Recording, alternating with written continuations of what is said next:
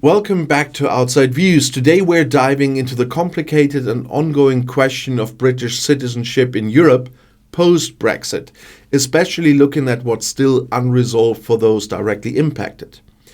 The decision to leave the European Union was a watershed moment, and nearly a decade later, there are still critical issues hanging in the balance for British citizens who call the EU home. Brexit was and continues to be a monumental shift, creating a labyrinth of legal, social and personal challenges for British immigrants. Residency rights, pensions, healthcare, professional qualifications and family reunification are just the tip of the iceberg when it comes to what remains unsettled. Let's begin with the matter of residency rights. For British citizens living in the EU before Brexit's implementation, the withdrawal agreement promised that they could remain with relatively secure residency rights. But when we look closer, it's clear that theory and practice haven't always matched up. Residency applications in countries like Spain, France, and Italy have often been met with bureaucracy and complexity, with requirements differing vastly from one country to the next. Talking about sovereignty. The residency process, which sounds straightforward in principle, has for many turned into an uphill battle involving substantial paperwork, long waits, and at times unclear guidance. For British retirees, the stakes are particularly high. Many move to enjoy their retirement in countries with warmer climates or lower costs of living, only to find themselves wrestling with paperwork and uncertainties that had once been completely unimaginable. Moreover, those who hope to split their time between multiple EU countries are facing the reality that their previous lifestyle of freely moving across borders may no longer be feasible.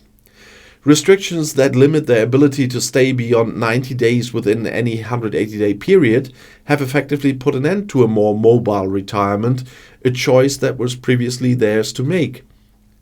And now, the challenges continue with healthcare. The S1 scheme, which allowed British retirees and some workers to receive healthcare in the EU funded by the UK, has come under scrutiny. For those who were already living in the EU pre-Brexit, the withdrawal agreement has offered some level of continuity. But what about future retirees who wish to move to the EU? They may no longer qualify for such benefits and could face having to take out costly private health insurance. The situation is a particular concern for older individuals or those with chronic health conditions. Private healthcare insurance costs can be prohibitive, and the security they once had under the UK health system may no longer be an option. And when it comes to pensions, there's another layer of concern. Pensions have been a long-standing point of interest for British citizens in the EU, especially around the annual pension up-ratings that keep payments in line with inflation or wage growth. Currently, UK pensioners in the EU still receive their pensions, but there's no guaranteed commitment that these payments will continue to increase over time. The UK government has been ambiguous on this point, raising concerns that pensioners may see their living standards diminish in the years to come. And this uncertainty can put many at a financial disadvantage, particularly in countries where the cost of living may rise while their pension remains stagnant. Moving on, we reach another critical issue, the mutual recognition of professional qualifications. Before Brexit, British qualifications were widely accepted across the EU, opening doors for professionals such as doctors, teachers, engineers, and architects. However, the end of mutual recognition means that British citizens might now need to re-qualify in their chosen profession if they plan to work in a different EU country. Imagine a British engineer in Spain who previously had the option to work throughout the EU. Today, this flexibility is gone, and unless they take steps to meet local requirements, their career could face limitations. Once again, welcome to sovereignty. Many professionals find this requirement burdensome and even discouraging, as retraining or requalifying is both time-consuming and costly. Furthermore, the lack of recognition creates a psychological barrier, as well, and that's a sentiment that their skills and contributions are somehow lesser than they once were. And family reunification is another area with far-reaching consequences. Pre-Brexit, a British citizen living in an EU country could relatively easily bring a non-British family member to join them. Today, in many cases, the rules are stricter, creating unexpected obstacles for British families who want to live together in continental Europe. Imagine having a spouse or a child who's a non-British national and finding that bringing them into your life in the EU isn't as straightforward as it once was. For many, it's been a jarring realization that their right to a family life has been compromised by political decisions beyond their control. And this leads us into the realm of working rights.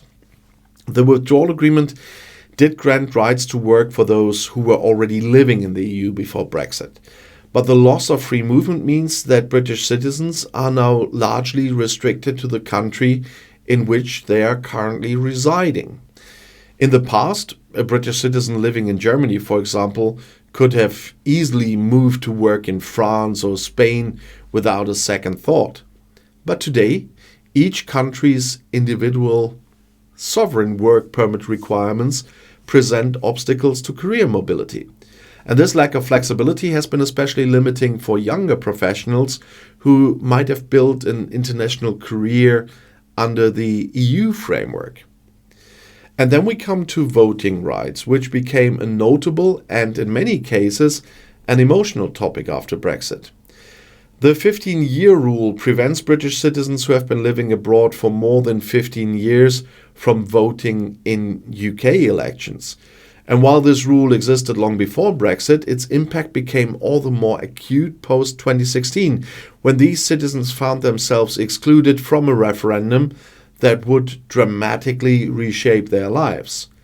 And now, many who have been residing in the EU for years have also lost their rights to vote in local elections.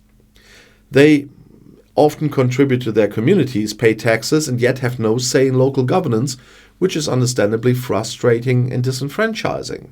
And there's also a growing concern about border control and travel restrictions. As the UK is no longer part of the Schengen area, which we will not go into the complex part now, British citizens are now subject to the same entry and exit requirements as other non-EU nationals. And this 90-day rule is an abrupt shift for British citizens who once enjoyed unrestricted access to European countries.